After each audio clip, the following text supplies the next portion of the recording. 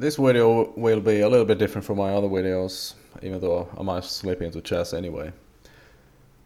I wouldn't call this a review because I regard myself a beginner at Linux, so I'm in the process of learning it.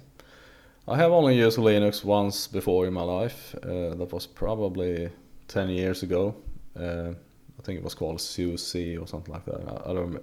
I remember the version of it, but I didn't like it. I think it was too buggy, nothing worked, and not too much was compatible, and stuff like that.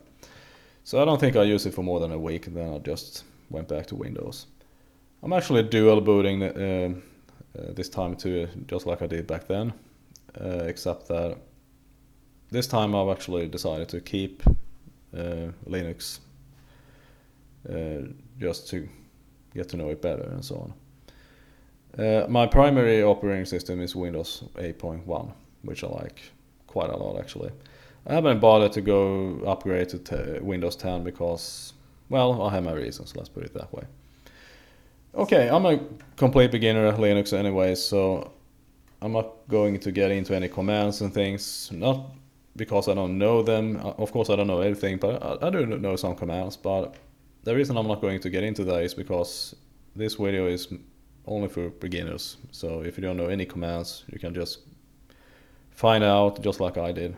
That's all there is to it, more or less. Yeah, so in my take on Linux is that it's completely different from Windows, even though right now you're seeing the desktop version. There is also a server version, but if you don't know anything about Linux, if you decide to download and run the server, you're going to see a prompt, DOS prompt, more or less. And if you don't know any commands, you're stuck. So that's probably a very bad idea. So of course you want to get the desktop version, and it doesn't matter how advanced you are, unless you're actually running a server. I don't see any reason to have a server version anyway. So anyway, again, this is the desktop version. As you can see, it reminds quite a bit of Windows, any Windows version actually. But there are quite a few differences. So, for example, there's the menu here. It's called Start Menu, even though in Windows 8.1 and so on, I don't know about 10, but they removed the menu so you couldn't actually go click on it like this. So I think that was quite different. But I went back to that. I think I used something called Classic Shell, which I prefer a whole lot more than what they did in Windows 8. But that's about Windows. This is Linux. So anyway, so when you click on menu, as you can see, you will find everything that's in there. And yeah, and then you have all sorts of options here. You can choose if you want to restart the computer, if you want to shut it down, and so on. And here you have the terminal. You also have the terminal in Windows, but compared to Windows, if you don't know any commands in Linux, you're not going to have much use of it anyway. But there are two actually. The terminal is a very useful thing. If you do know the commands, you can actually control everything from here. You can install softwares, everything. But then there's something called Software Manager. So if you click on that, and here you need to type in your password and then just enter or click return, and then this window will appear. And you will see all sorts of stuff here: graphics, system tools, games, sound and video, and so on and so forth. So for example, if you click on games, you will get this tabs more or less up here, so you can choose what kind of games you're actually talking about. So for example, if you click on board games, you will obviously get to board games such as chess and all sorts of other board games. So for example, if you specifically look for chess, you can just type chess up there like this, and then you will see everything that is related to with that word chess. And here you can also see that I have installed something called PyChess, and you can see that because there's this little mark here. So for example, if you double click on that, you can see that it's installed, and then there's previews or screenshots of GymChess, as this is called, and also a short description of what exactly it does and what it is, and then also some reviews down here from people. So that's what I'm using, and I don't know who wrote this, but I think it's fairly okay. I mean, you can't compare it to something professional like ChessBase and all those other database softwares, but I think this is good enough. I mean, you don't become a better chess player only because you have a fancy software. But I think it's good. I can show a couple more pictures. Let's see here. And what you can do with this is actually you can play against the computer, and I will get into that as well. You can play against people on the internet. It's called FIX. I think it stands for Free Internet Chess Server or something like that. It doesn't. You have to pay anything compared to, for example, other servers like ICC or Play Chess. You can play as a guest on Play Chess, but on ICC you can. I think you can get a free trial week or something garbage like that. They used to have a guest. They used to allow guests to play for free, but then somebody got greedy, so I haven't played there for 10 years. So Fix is actually very. I think they've improved a lot. I remember back then, like 10 years ago and more, 10, 15 years ago, it was just terrible. I mean, there were hardly any players, but I have to say that it's definitely improved. So I recommend Fix, no question about it. Anyway, so PyChess is just one GUI graphical user interface that you can use to connect to Fix, and you can also use chess engines, and that's what I'm going to talk about right now. So let's just go back to the results here. If you're looking for an engine, let's say, and by the way, PyChess comes with an engine, so I think it's called PyChess. It's very, well, I don't want to say primitive, but it's very weak compared to, say, Stockfish that I'm going to look for now. And here you have Stockfish. If you double click on that, again you can see that it's I have already installed that, but that's actually a little story of itself. So anyway, I will double click on that. It's not the latest version, by the way, and that's the reason why I mentioned that I'm going to talk a little bit about that. This version came out, as you can see here, in 2013, so it's, well, okay, in the computing or the computer world, that's old, that's 3 years, but if you beat this engine over and over and over again, properly set up, well, congratulations, you're better than the world champion. So but anyway, so that's the, and by the way, it's not true only for Stockfish, it's actually true for all softwares. It doesn't matter what you choose here. It's not necessarily so that you will get the latest version. So for example, if you want the latest version of Stockfish, you have to go to its homepage and download, and then you will get a zip file. And by the way, while I'm talking about that, I can also show what the Explorer looks like. So you have your home folder, your desktop, and so on. So let's go to downloads, and here I already have Stockfish downloaded. It's a zip file, so you just double click on it, just like any other zip file in Windows, and then you just extract it, just anywhere. And then you have to open a terminal and hit some commands in order to get it installed. Then you, like I said in the beginning of this video, I'm not going to get into what those commands are, because that's not what this video is about. But I have to say that like I said, I'm a beginner, but when I realized that the latest version, I couldn't get the latest version through the software manager, okay? So I downloaded the latest version of Stockfish, but I couldn't get it installed. I didn't know what to do. I didn't know the commands and so on and so forth. So I will leave that work to you, just like I had to find out. But eventually I actually got it installed. I figured out how to do it, and I will show it to you right now. So like I said, I installed PyChess. And by the way, when you install something in the software manager, you don't have to worry about where they end up and stuff like that. Everything will be end up here. I mean, a shortcut, obviously. So for example, if you want to start something here, like I want to start PyChess, it's under games. So I just click on PyChess like this, and here it starts up.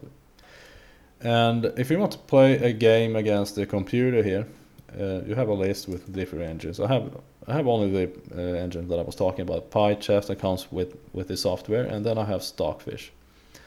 And this is actually the latest Stockfish, and I will prove it to you if you don't believe me. So I'm not going to play now. I just want to show you how it works. But before I do that, actually, I want to show you how to get the engines running in this software. So you just go to New, and here you just look it up. Okay, I have mine under, let's see, File System, I think it was, and then User, Games, and there it is, Stockfish. Okay, fine. So I just cancel that, close, and then I'll start a game.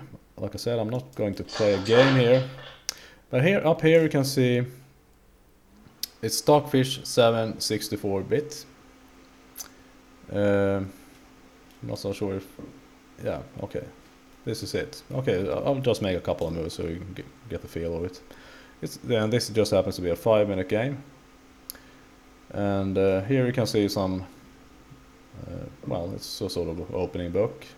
For example, D6 stands for 66.7% of the moves. So, for example, when I do this, then White's next move will probably be D4, and so on and so forth. So let's just play a couple of moves here to illustrate that. Yeah, and now Black is supposed to take. You can also play Knight to F6, but that's a different story. Anyway, I'm not going to play this game, so I can just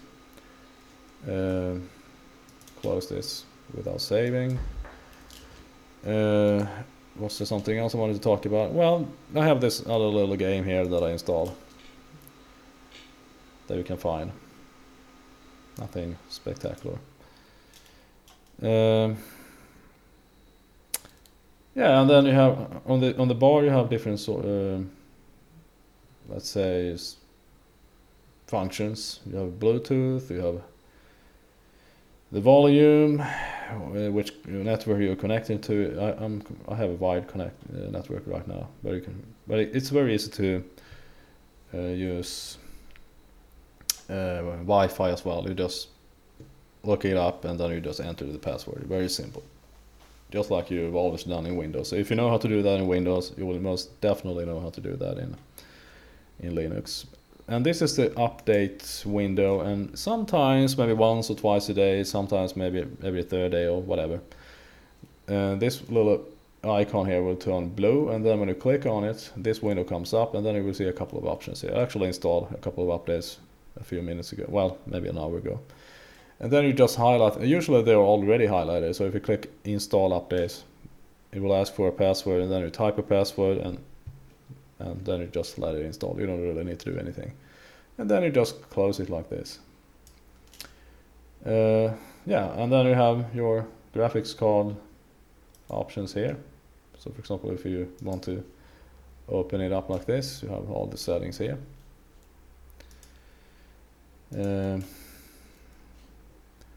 Yeah, I think that's about it actually. It's a very short video this time. I don't really have much else to say. Yeah, like I said, I think the biggest puzzle for most people is that if you don't know exactly how to install something, you will get into you do have the software manager, absolutely yes, you don't need to worry about that, but the problem is that you don't get the latest version, just like in the case with Stockfish. I got a 3-year-old version of Stockfish, but there is the absolute latest on its homepage, so I absolutely definitely recommend to learn the commands and get the latest software for whatever, and that goes for everything. I mean, just look it up. I think it's quite important actually.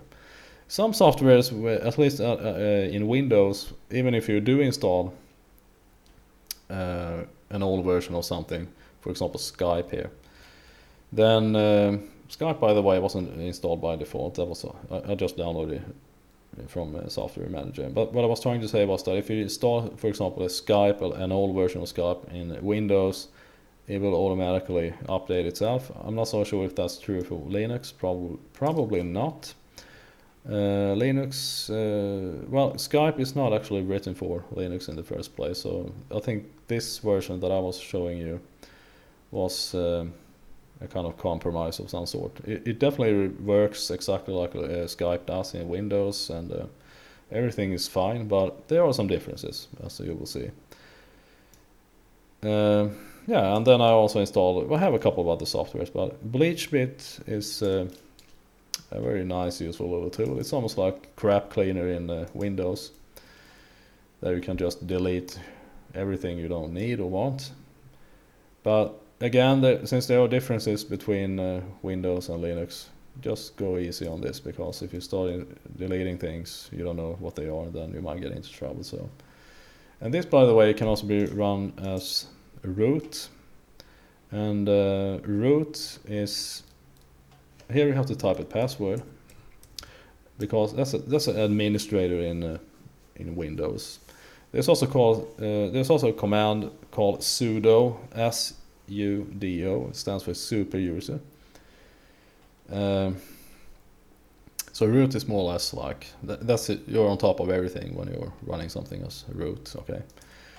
You can also open a terminal as root somewhere. For example, let's say, well, I don't know if I can actually give a perfect example here. Let's see.